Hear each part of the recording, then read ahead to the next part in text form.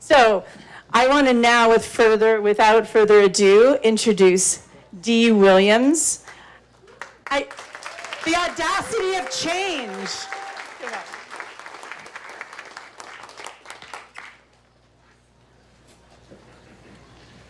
How are you guys? It's Saturday. So, when I thought about doing a keynote, it sounds very impressive, and then I immediately went to my insecurities, and I had just eaten a bowl of cereal, and it still had that milk in it, and I turned a corner. I had it sitting on the dashboard of my car, and I turned a corner, and it kind of slid across very gently and directly into the heat vents. This is going to be so much better than that, because that odor is still there. So I'm really honored to be here in Vermont, for one, in this area of the country, which is so stunning. And then most importantly, with you guys who want to talk about community design, do it yourself. How many of you guys want to build your own house? That's awesome. Good luck to you. Learn a lot today, and then we've got stories from people who've been through this process. So what I was going to do is just walk through some slides with just a tinge of my story, because you're going to hear other fantastic stories in the other sessions. And then I don't want to talk about building or gluing my hair to the house or almost lighting my shoes on fire using a skill saw that was cutting metal. I don't want to talk about building. I don't even want to talk about what it's been like necessarily living in my tiny house, the nuances of that. What I want to talk about is how do we kind of move into our hearts so that we can collectively and individually make change in our lives. I mean, change is awkward, right? I know, I was sitting next to a toddler on the plane for 6 hours. There were a lot of changes that happened. Just saying. So let me go through some slides. These slides are really hard to see, so I apologize, darn son. But I'm going to walk through some slides anyway, and hopefully you'll get the gist of what the pictures don't say by a little bit, in all humility, that I have to offer to such a great, awesome, inspired group. So hit it. So this was 14 years ago. I decided to build a tiny house. It took me 3 months and about $10,000, and it was the hardest thing I'd ever done. It was challenging on an emotional level. It was challenging to learn how to pick up a piece of plywood and not drop it on my toes in flip-flops. It was challenging in so many different ways, but one of the biggest challenges for me wasn't just sourcing the materials. I wanted to use salvage materials. I wanted to use green materials. The bigger challenge for me was overcoming the societal norms that tell me this is weird. We're really cultivated, we're taught at a very early age that success means the best education, the best, kids. We're great daughters and sons, we're sisters. Our success level is pretty high. So to move into a $10,000, somebody called it a crab shack one time. I was okay with that. It was also called a tool shed one time. Okay with that. But it summoned my courage to make a decision that I thought was important for how I wanted to live. And so, 3 months and this became home. In my mind, it was the structure. But what I actually found is I ended up parked in somebody's yard. The red dot that you can't see on the right is my friends Hugh and Annie and their kids' house. The red dot on the left, the house right next door, slightly larger, is Hugh's, my friend's aunt, who was 80 years old when I moved into the backyard. And over time, I got a chance to become her caregiver. And it was a privilege. And so our 3 households ended up with this little community of helping each other, learning from each other. And it was really scary sometimes because we don't kind of comfortably go into that risk of challenging our relationships and trying to figure out how, as a community, can we make this work. This festival is a sign of how much we want that change in our lives. We want to be connected. It's in our DNA. We're pack people, Okay. So you can't see this one either. But this is me trying to cook an egg for CBS News, and I had never done it before. And this reporter was really hard-hitting, and she's like, what do you cook? And I'm like, oh, food and stuff. And she's like, well, what kind of food? And I'm like, well, eggs. And she's like, could you cook one? And I'm like, I could. She's like, cook it. It was like, cook your egg then. So I was so nervous, and you can totally tell because if you could see this photo, what you would see and might not enjoy the imagery, but my butt cheeks were so clenched in fear that I was going to screw up on CBS News. It worked out okay. Go ahead. Trying to learn, this is a challenge in risking and changing. Things go good sometimes, things go bad sometimes. So the little opening that I had cut in the cabinets to slide my RV refrigerator in, I didn't measure perfectly. And so I used a cooler for 13 years, and it worked out fine. I also became a really good house guest to others. I had to learn how to live with a smidgen of electricity. I have a 240-watt solar electric system, which is about enough to power your phone, a laptop, and 2 lights, and that's about it. And learned to live without water. So I lived without water for 13 years. And that wasn't perfect either. It ended up humbling me in such a dynamic way. Like one time I would go into work early and shower before the bicycle commuters came in, because I'm modest, you can tell. And since I talked about clenched butt cheeks. But anyway, I got in there, and they had all those built-in lockers. And I get undressed, I got my little towel, I'm gonna go to the shower, and I slam the locker shut, and I realize it's got one of those built-in locks on it, and I don't know the combination. So there was absolutely no way that I was ever gonna get dressed. And all of a sudden I'm thinking, can I take a flip-flop with a note tied to it and throw it out in the hall? And say, please come save me, I'm trapped naked in the bathroom. And I was like, not a career builder at work.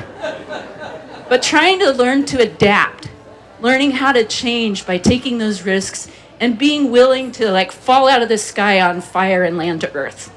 Because it isn't always perfect. Okay. Trying to learn how to entertain. You can't see this photo very well, but this is 64 fourth graders that we were able to cram into my 84 square foot house. And again, it's a teaching moment where I get to, mold these small minds into thinking, we don't need as much as we think we do. So maybe smaller is okay. And about that moment, I'm just about ready to say, see? And then one of these little kids farted. And it was just like they couldn't get out of the house fast enough, Not perfect, but absolutely amazing at the same time. Trying to figure out how to get my dog up into the loft. So I had a 7-foot ladder.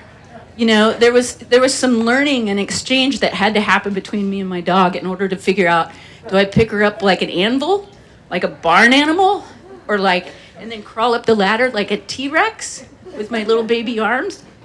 But you figure it out, and that's the mystery of risking enough to allow yourself to change, is being willing to look at the world with both halves. There's death and there's life. There's fear and there's faith.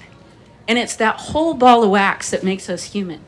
It's not stiff-arming the stuff that's hard, and for that reason, never being able to challenge yourself to change.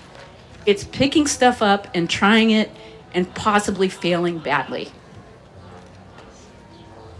Learning to garden. I'm just going to run through these fast.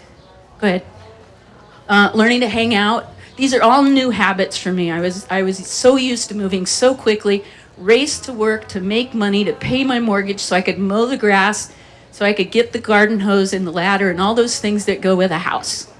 And it was frantic. It was hectic. And then also discovering repurposing in a brand new way. So I became one of those ladies that wanders the neighborhood seeing what junk they've put out and then fixing it and taking it. Our local food co-op has an exchange, a free box. So, trying to figure out how to do that stuff and knowing that you may be doing it quite wrong is powerful. It's really powerful. So this is the creative process, and I don't know if you guys can see it in the back, but number one is you walk into your project and you're like, this is awesome. And then you take a step back and you're like, this may be a little tricky. And then you get to the third step and you're like, this is shit. And the fourth step, I am shit. And then the fifth is, this might be okay. And then the sixth is, this is awesome. But that's an iterative process with every project. It totally is. And that iteration is where you have to step into your vulnerability and possibly fail. And that's my challenge to you guys today as you're walking around. Listen. Put your ear down to your heart and listen hard for what you could do different in order to build better communities, empower yourself to be a builder or a seller or whatever you want to be. And then also listen to the stories that you're going to hear because they're fantastic. The other thing that's kind of cool is as I lived in a little house, my heart expanded a little bit. From the loft, I had a skylight right over the loft, so I could see all manner of nature in the middle of the night. You know how you kind of roll over and you're half awake and half asleep, and then you'll see something that it just looks like something out of a movie. It can't possibly be real. It's so dramatic. And all of a sudden that expands my understanding of my own life to see I'm deeply connected to my natural community. I was connected to my neighbors who had, I think, 3 blue tarps in the backyard at one time. And all of a sudden it's like, these are my people. And what that does is it gives the horizon a stretch. You start to feel like even if you wake up and all you have is firm ground below and blue sky above, it's going to be a pretty darn good day. And you start to see as you're looking out of the loft down to the ground that your problems are actually like little ants. And you expand, you grow, you change. And it's risky. I got to connect with nature in a whole new way, which is fantastic. I don't even need to tell you guys that. Okay. Got to connect with my neighbors in a different way. This is Oliver. He would come over to my house and I taught him how to use an impact driver, so he took my steps apart one day, and that was a problem. It all worked out. But I fell in love with that little boy. He was so sweet. And that sense of awe that he brought to something like taking the steps apart was so inspiring to me. Watching somebody try to learn something new is inspiring. It's awesome. And again, my heart expanded a little bit. So those risks were feeling like, I can do this. Even if I'm a failure at it, I can do this. Having that sense of expansion by going tiny gave me the courage. I don't want to say courage because that's too strong a word. It gave me the willpower to help my folks at the end of their lives. So I could step forward. I was working part-time. I didn't, I had this liberty and this freedom. So I could show up. I could show up when my niece had her baby. I could show up as my parents aged. I could show up to help the neighbor unload the lumber if that's what he needed. I could help Rita at the end of her life. It was this very powerful thing. I was able to do the same thing with my friend Annie, who lived in the house in my little compound. At the end of her life, the last 18 months of her life were hard. But I felt a sense of courage and ability, only because I knew that if I failed badly, I wasn't a good listener. I make horrible food. I bring beer and cheese puffs to a woman who has terminal cancer. I would sit and eat it and watch her.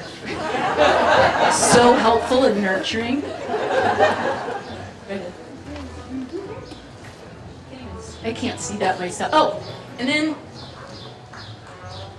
as I struggled with my own grief around my parents' death, Annie's death, I was able to step into leaning into you guys, leaning into my community, leaning into my friends that could let me fall to my knees and slowly, very slowly, help me stand back up again.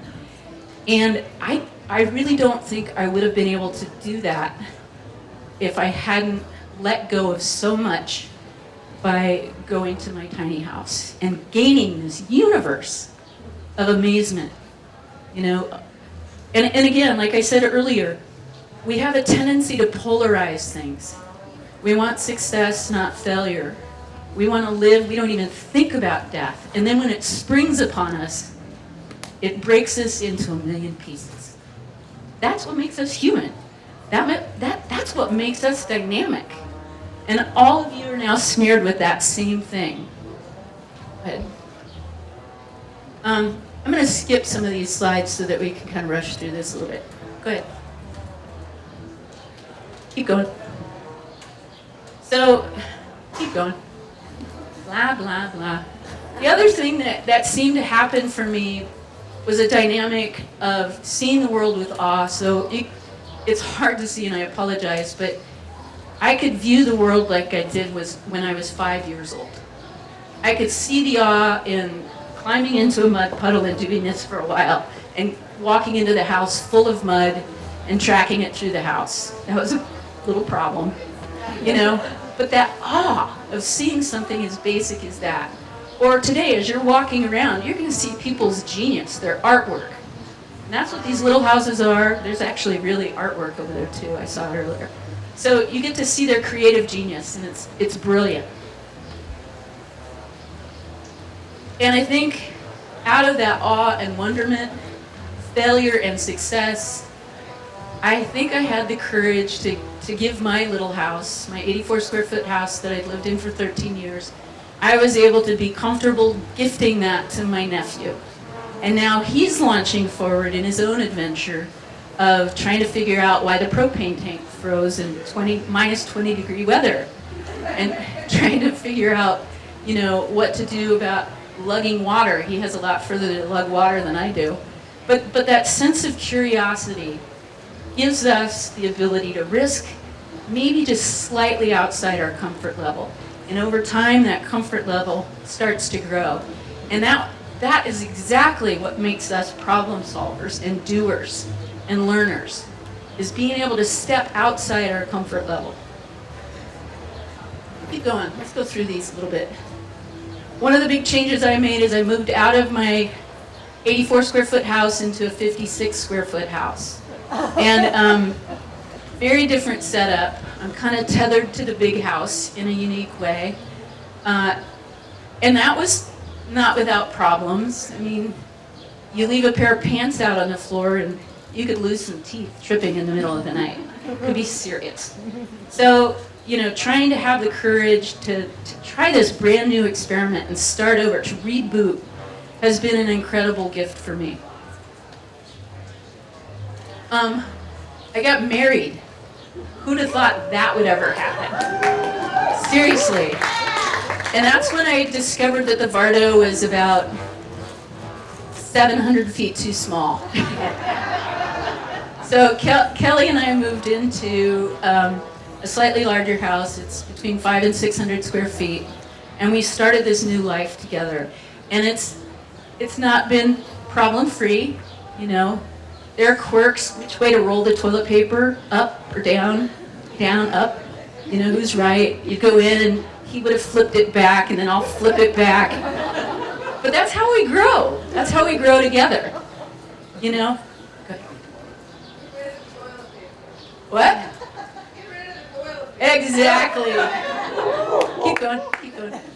So I don't think you guys can see this very well, but this is, you know, I like mathematics, and so a nice table always makes me feel safe because there's safety in numbers and everything counts.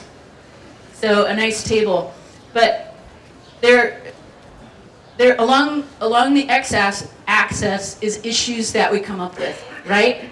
Global climate change, parking. Where are we sourcing our food? How do we do farm to fork? How do we look into sustainability? How do we get along with neighbors that make our blood boil because they have such different opinions on what needs to happen next? Well, we keep the bar low. What we end up doing is picking whatever issue it is and ignoring, you know, what's coming, like just personally, dealing with my grief, I stiff-armed it, you know? And then that created this competition inside me. So we either ignore or we compete. And it's the same with our community development. We ignore certain issues or we compete, we fight fiercely for what we believe in.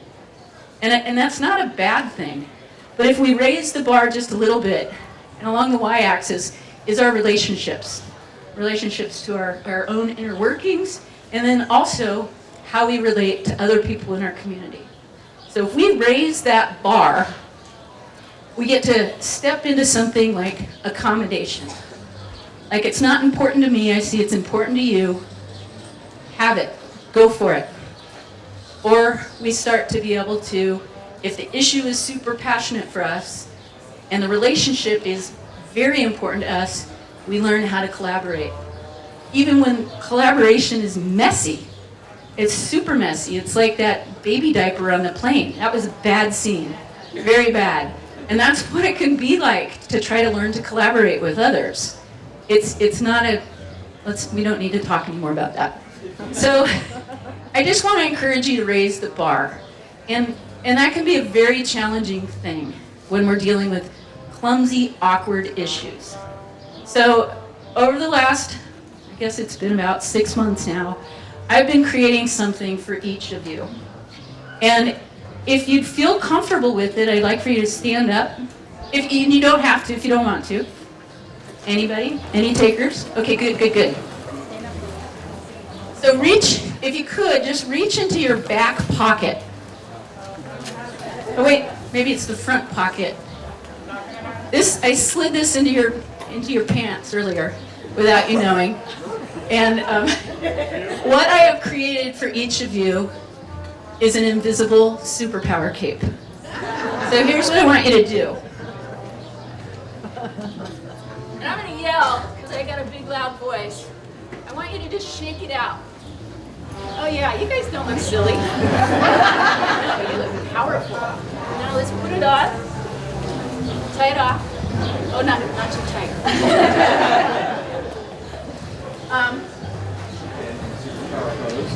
Well, what I've noticed over the last month or so, kind of wearing the prototypes off and on, is that I have a tendency now, when I have my cape on, I have a tendency to stride, surveying the horizon for how I can pitch in. I stand with my thumbs going back. Try that. So that at any moment I could do this. Exactly. So through the rest of today, and I hope you guys love participating today, I want you to just, for 5 minutes, feel the weight of that superpower cape.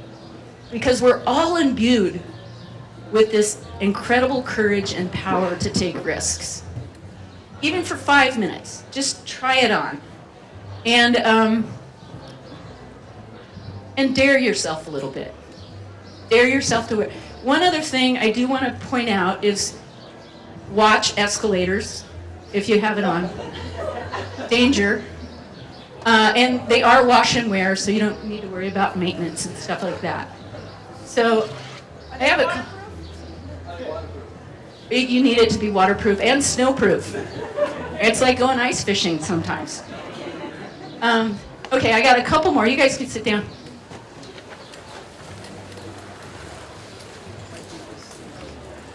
Isn't this a powerful pose? Have you guys heard those studies about, like, if you stand in this pose before an interview, you're like 97 million times more likely to get a job? And I actually did this before I got up to talk to you guys because I know what rabble-rousers you are, and I'm like, that could be dangerous with that group. So you actually can't see these slides, but the end of what I wanted to say is just life doesn't look the same for anybody. We all have these massive successes. We're brilliant. We are superpowers, and we can do so much with that, but we grow just as dynamically by acknowledging our failures, by not being sure what to do next, by not being clear about how to get up in the morning sometimes, because life can feel a little heavy. You know, we're strapped for money, we're strapped for time, and we can't throw ourselves into our passions. So my challenge is to be audacious. Have some temerity to step forward and do whatever it is you want to do, and listen. Listen to the people around you. Observe how gorgeous frickin' Vermont is, you know, or wherever you live. You know, acknowledge that, feel it deep inside, and I think you'll summon that courage with or without a superpower cape that could get caught in an escalator or an elevator, either one. So that's kind of what I got. I don't know how much time I have. 5 minutes? Okay. Sorry, you guys, we're running late on time. Thank you so much, Dee.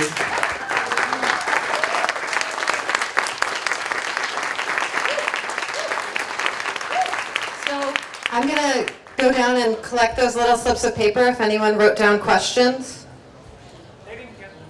I handed them out, but does anyone need one that doesn't have Shout one? the questions out. I'm a town planner, and in southern Vermont. I'm a town planner from southern Vermont, and I understand all about composting toilets, but I'm wondering what nationwide the zoning laws around gray water are? Ooh, way to stick a knife in my eye. There's some really good solutions, but they have to be done right. And it does vary from municipality to municipality. I'm most familiar with the Pacific Northwest, and we do have provisions for permitting if you're a large user. So gray water, just so you guys know, is sometimes stuff out of your sink, unless it has a lot of oils and greases in it. It's never anything out of the toilet. So a lot of it's washing hands, it might be a shower, it might be your kitchen sink, as long as you don't have a lot of oils and greases and aren't using horrible detergents. So you can get a permit if you're a large user in some places, and then you can design a system that allows, if you're a small user, I think it's, in Portland, it's 5 gallons a day of gray water. So that means you have to go with a super energy efficient, water efficient shower if you absolutely must shower. I haven't showered in days. And nobody backed away from me at the airport. Well, a couple people did, but that was for different reasons. So, you know, you can struggle and really challenge yourself to take a look at gray water. Composting, a lot of places don't allow you to compost your poop. What else is there? Energy efficiency, you gotta conserve before you become solar or do water, energy, electricity.